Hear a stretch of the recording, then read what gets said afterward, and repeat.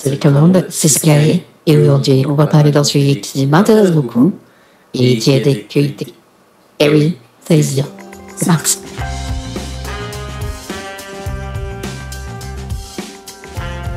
Et oui, comme vous avez vu dans l'intro, j'ai utilisé une intelligence artificielle. Oui, plutôt dire voice mode, voilà, parce que c'est pas réellement une intelligence artificielle, c'est plus les créateurs de voice mode qui ont intégré, entre guillemets, des voix d'humains faites peut-être par intelligence artificielle. Mais en tout cas, c'est accessible et ça me fait peur parce que vraiment, dernièrement, on a vu beaucoup de covers de youtubeurs ou de créateurs de contenu sur des musiques où juste, ils ont parlé entre guillemets et donc du coup, ça fait que les gens peuvent récupérer ce genre de choses. Mais ouais, je trouve que pour moi, ça fait peur parce que là, les gens s'amusent à faire des musiques, des covers de youtubeurs, etc. Ok. Mais si vraiment il y en a un qui veut vraiment te nuire, il a juste à prendre quelques petites parcelles de toi, de ta voix, et juste à faire ce qu'il a envie. Parce que du coup, il y en a où c'est t'écris un texte, tu remets la voix de ton créateur, il dit le texte avec la voix de ton créateur, mais des fois c'est payant, des fois c'est en fonction des mots, etc. Donc vraiment pas accessible à tout le monde. Comme vous avez vu dans l'intro, j'ai utilisé Voice Mode, qui est un logiciel de modificateur de voix déjà de base, qui est accessible à tout le monde. Alors, moi j'ai la version premium, donc avec vraiment toutes les voix. Donc est-ce que vous, si vous le téléchargez, vous avez toutes les voix avec les intelligences artificielles ou pas? Mais en tout cas, vous voyez, c'est peut-être pas aussi performant, mais à tout moment, si dans 6 mois Voice Mode améliore leur truc, ça va être quelque chose de dingue parce que là il y a eu quelques petits défauts à l'intro, mais ouais, j'imagine pas dans 6 mois ce que ça va donner ce modificateur de voix avec les voix déjà prédéfinies en IA. Et pourquoi pas, peut-être, imaginons, soit fou de carrément intégrer le modificateur de voix avec des voix que tu peux mettre dedans ou des phrases que tu peux mettre dedans et par exemple reprendre les voix de tes youtubeurs ou créateurs préférés comme ils existent déjà maintenant, mais moins accessible que Voice Mode. Mais ouais, comme je dis, ça me surprend. Moi, je suis bluffé que quelque chose d'informatique et de combiner de 0 et de 1 arrive à te sortir des dingueries comme ça. Mais c'est du machine learning. Qu'est-ce que c'est du machine learning? Il y a beaucoup de créateurs de contenu qui parlent de machine learning, qui expliquent pas vraiment trop ce que c'est, je vais un peu vous dire ce que c'est. Du machine learning, c'est vous prenez votre IA et vous le bourrez par exemple d'images, bourrez de photos, bourrez de vidéos, bourrez de voix. Et en gros, elle va apprendre de ses erreurs et elle va essayer de faire quelque chose de parfait.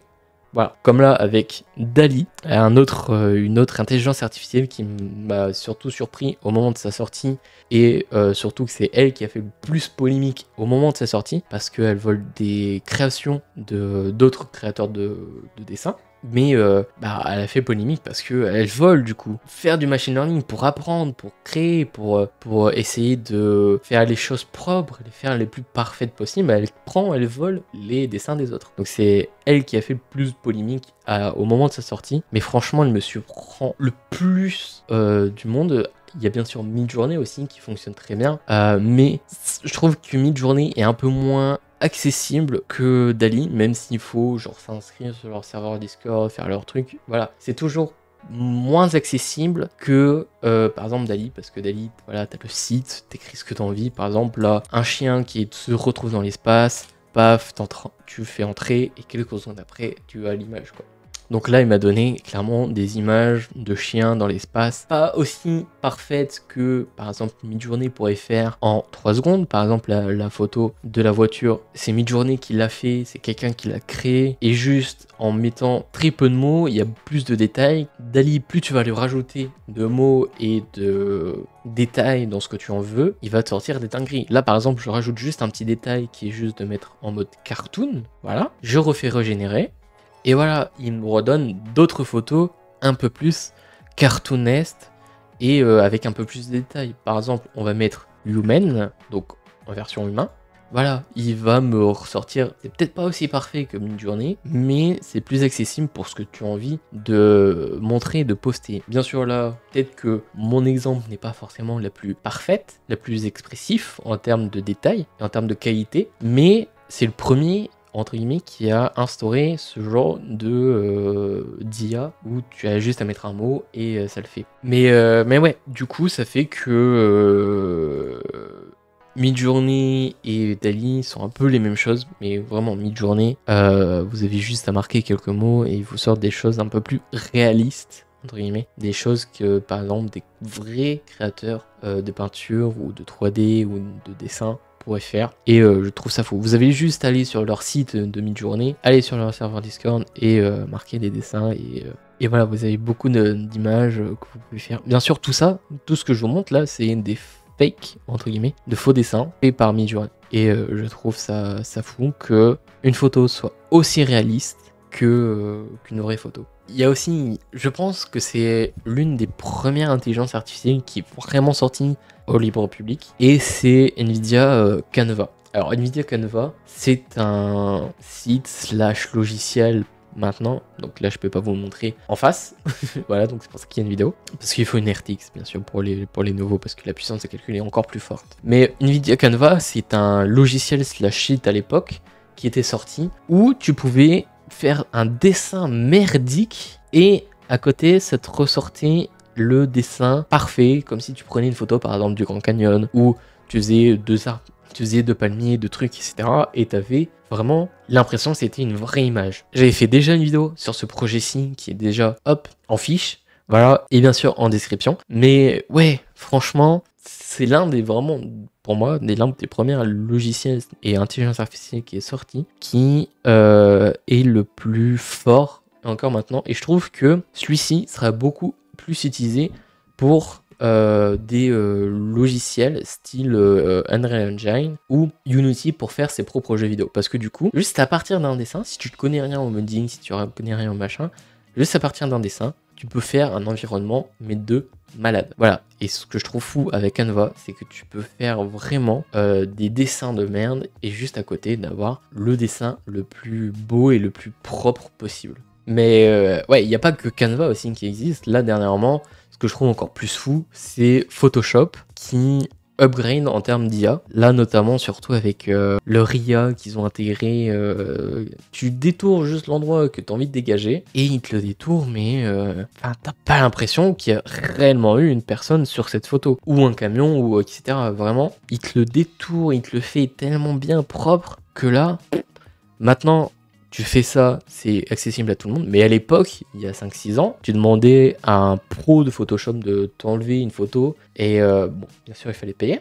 Mais t'étais pas vraiment sûr à 100% qu'il arriverait à supprimer le défaut sur ta peau, le défaut derrière une photo, derrière un machin. Et je trouve ça fou que maintenant, comme j'ai dit, c'est libre à tout le monde, libre d'accès à tout le monde. Là, surtout sur Photoshop. Avant, il fallait maîtriser tous les outils de Photoshop pour pouvoir faire en sorte de... Tu décalques, tu fais en sorte que ça prenne la couleur d'en bas, etc. Maintenant, c'est tu prends ton tour, voilà. Et ce que tu fais, c'est que tu dis, bah voilà, tu me le dégages. Et il le fait. Et franchement, je trouve ça fou. Et je vous invite à aller voir la vidéo de Steelers, voilà, que je mets en description. Pareil pour tous les autres liens, ils sont tous en description. Où il fait, entre guillemets, l'expérience de ce Photoshop-là. Et nous montre la puissance de ce Photoshop. Il y a plein d'autres vidéos en anglais, etc., qui montrent encore plus. Et voilà, vous voulez un peu plus comprendre comment fonctionne un peu ce nouvel IA de Photoshop, bah allez voir Steelers.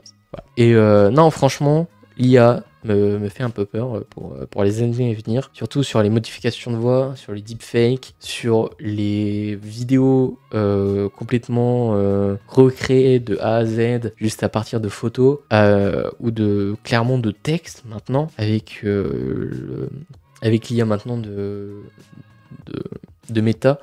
Voilà, nous sommes dans un monde d'IA qui va à tout à l'heure. En un an, j'ai l'impression de prendre 10 ans de prouesse technologique dans la gueule. C'est dingue. Mais voilà, dites-moi en commentaire si vraiment pour vous l'IA c'est un problème, ou si vous avez des craintes par rapport à l'IA, ou si ça vous a beaucoup aidé, par exemple pour des devoirs comme avec ChatGPT. Voilà, j'en ai pas parlé dans cette vidéo, parce que pour moi c'est vraiment le plus connu des intelligences artificielles, mais qui n'est pas vraiment très utile, entre guillemets, en tant que créateur de contenu, et qui fait vraiment peur. Voilà, pour moi c'est vraiment les IA de voix, les deepfakes, les IA de vidéos qui me font vraiment peur pour la suite. Parce que comme je dis, tu veux nuire quelqu'un, tellement devenir libre d'accès que... Voilà, dites-moi vraiment en commentaire vos avis par rapport aux IA et sur cette vidéo aussi. Voilà, sur ces amis, c'est Sky. N'hésite pas à t'abonner à la chaîne et à partager et puis à mettre un pouce bleu pour vraiment profiter des autres vidéos qui arriveront sur la chaîne. Voilà. Et puis n'hésite pas à rejoindre aussi les réseaux sociaux, style Discord, Insta et Twitter. Voilà. Sur ce, c'était Sky. Nous on se retrouve pour une vidéo la semaine prochaine. Sur ce, ouais, toujours en vrai. Je rêvais d'une vie normale sans obligation. Malgré toutes ces épreuves, je suis resté passionné. Je voudrais avancer normal sans obstination. Je me suis fait emporter, je crois que j'ai failli à ma mission. Et je sais que je t'ai déçu, mais j'ai fait de mon mieux. Mais j'ai failli à ma mission.